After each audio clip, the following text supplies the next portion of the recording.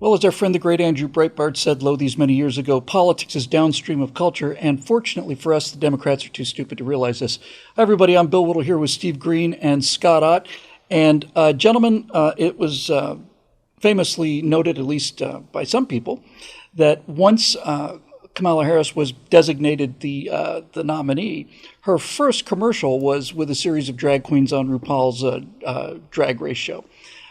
Yeah, that was the first commercial she did, figuring that this was the future. But as it turns out, politics is in fact downstream of culture, and the culture, I think, is well past peak woke. Steve talked about this show, The Acolyte, which is a Star Wars show which completely destroys Star Wars. It removes the Force and replaces it with the thread. There's this coven of space communist lesbians that give immaculate conception, and these two women are giving birth to these two twins. And it's just drivel, written by drivel, commanded by the woman who was Harvey Weinstein's personal assistant. So there's feminism for you.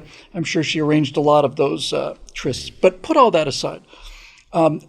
The movie industry has been doubling down on woke for the longest possible time, but The Acolyte Season 2 has been canceled, which to most people would be like, so what?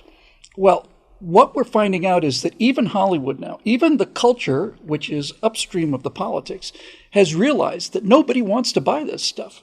They do also have an example in Wolverine and Deadpool, which is two men who are having a bunch of fun on camera as men, big, strong men, has crossed the $1 billion mark, while movies like The Marvels, which features a cast of women girl bosses, has been lost $300 million. They are starting to get the picture, and they're starting to change, but the politics downstream is just not matching it. Steve, it may not sound to most people like canceling a TV show is like a big indicator of what's happening in the world.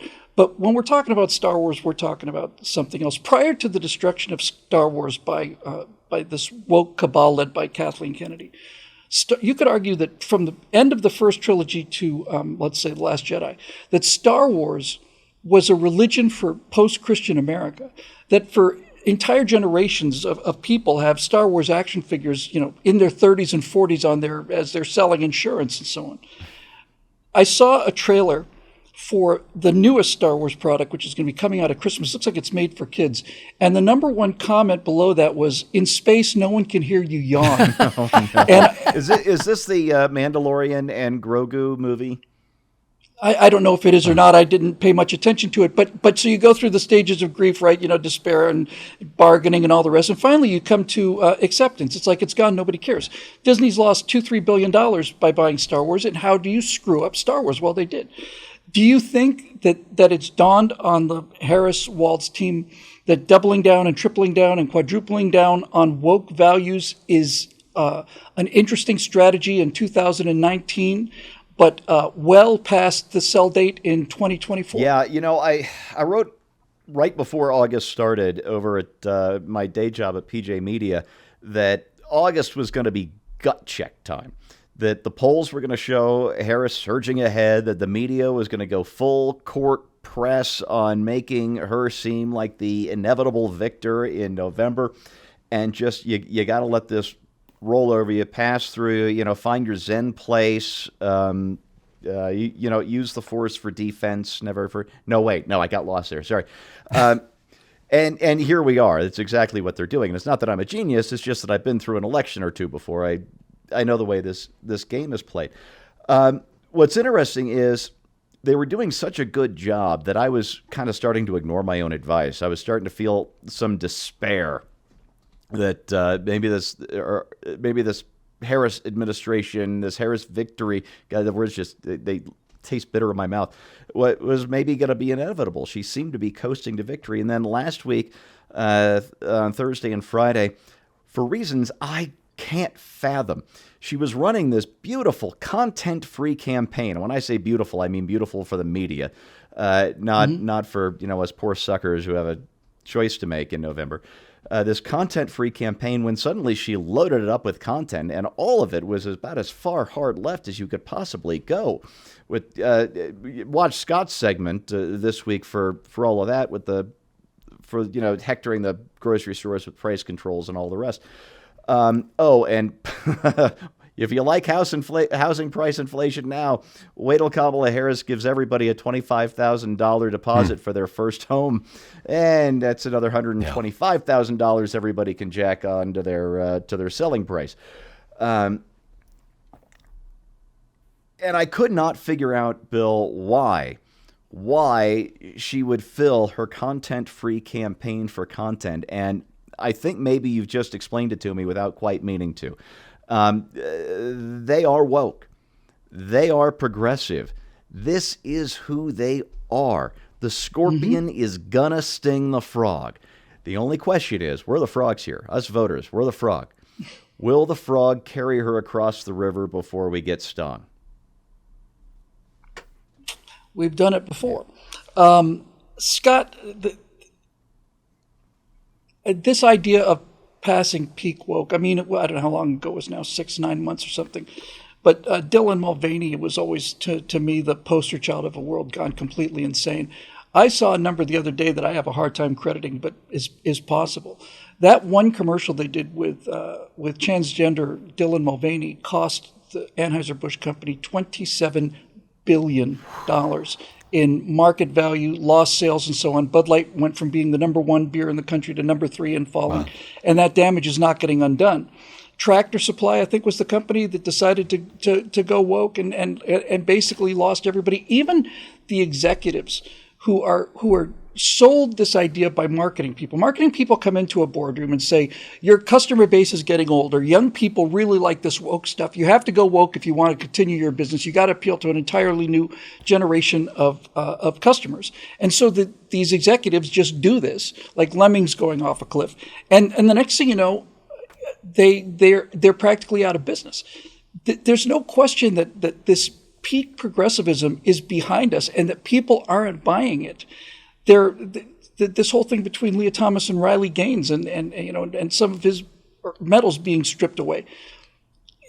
I just get the feeling that the Democrats are tripling down on a philosophy that is well on its way out the door and has been for quite a long time now. I think what you're describing there is a phenomenon where people who are on board with this whole movement, they will praise it. They just won't pay for it privately. And so publicly, when you poll somebody and say, hey, what do you think about opening up more opportunities for transgender athletes in 8th grade, they'll be all for that. But when their little girl has to go up against a hairy 14-year-old boy who's thrashing them in some sport that this little girl's been working on for the last 6 years, they're not going to be happy with that. By the same token, when you ask them to pay for broadcast entertainment or narrowcast entertainment in this case, they're not going to spend their time watching things that don't light them up the way the old movies and TV shows used to that they were accustomed to watching. No matter what people say about what their values are, no matter how vigorously, for example, people on the left may claim to be against private ownership of weapons, they love them a good shoot-'em-up movie. They love to see their heroes getting involved in brutal activity. I mean, just look at Deadpool and Wolverine. It doesn't get more brutal than that. So you're going to see this variance between what happens behind closed doors and what people say they really believe in public. I just saw this passage a couple of days ago. I'm studying John's Gospel right now, and in chapter 3, there's this phrase that talks about doing or practicing truth. And I thought, wow, what a turn of phrase there. Truth is not something that just comes out of your mouth and vanishes into the air. Truth is something you do. Truth is an action. And when it comes down to action, people will act in accord with their real desires and their real values, not necessarily in accord with what they are told are the values of society with which they should comply. So you'll hear one thing in public, but you'll hear another thing in private. And one of the most private places in the world is still the voting booth. Well, it was a perfect segue to my close there about truth, because that's what it is ultimately about this woke philosophy. Is it's just not true. It's not only not true, it's anti-true. It's anti-human, it's anti-biology. If you say that a swimmer who was ranked 500 and something can suddenly declare himself a woman and then compete with women and beat them by 6 laps, and that this magical transformation is absolutely 100% authentic, people know that's a lie. They know it's a lie. They're pressured into believing a lie. They're pressured by social proof and by fear of being canceled into agreeing to it. But they know it's a lie. And I got an interesting question last night on the live show we do. We do a Stratosphere Lounge show on Thursday and Stratosphere Studio, mostly about entertainment on Mondays. And somebody said to me, Bill, you've had such a problem with these female warriors. Every video game and every science fiction movie out there now, the protagonist is a tough woman with a machine gun kicking down doors while the men stumble into each other and fall over the stairs and have to be helped up by the girls. And you've got Natalie Portman, who's maybe 5 foot and weighs 100 pounds, wielding Thor's hammer and throwing it. And they said, and somebody asked me, it was a great question. They said, why is it that you can't believe that, but you would have no problem watching a movie like them with, 40-foot tall spiders or something? And I said, well, the reason I have the problem with the girl boss stuff and not with the 40-foot spiders is I've never seen a 40-foot spider before, but I have seen women. I've met a few of them, and I have never once had an experience where I had to go to a woman to get her to go into the bathroom to remove the spider. I've never, ever seen that happen. Never. And so when you're talking about showing things like these women who are going down into the dungeon, or they're going down to where the murder is, or they're going down to where the monster is, the new Alien movie has just, this little tiny little girl who's, seeking out these creatures and blasting them away. And it's like, nobody believes it because it's not true. Because we know that's not how people are wired. Men are wired for this kind of adventure. And I closed last night with what I'll close with you now. The reason we know that woke is false is because of Jackass, because of the show Jackass. And it is inconceivable to imagine Jackass as a group of women. In fact, it's inconceivable to imagine Jackass as having a woman in it, because men are expendable. Nature understands that one man can impregnate 10,000 women, and so men are expendable. We're built tough, and we like to do stupid things. We're wired for adventure. And I look at the guys on Jackass, and there's not a woman I've ever met that understands that show, but I look at them and I think, man, I just feel so much less than these guys, These guys have got this idea that, and they come out and say it, pain is temporary, but glory is immortal. And they're doing the most stupid things ever, because men do adventurous things. And when they try to tell you that women will do those things, and you've had experience with being the guy who has to go to the door and there's a sound in the middle of the night, or get the spider out of the bathroom, it's not true. I've never seen a 40-foot spider. I don't know how they behave, but I know how this other stuff works.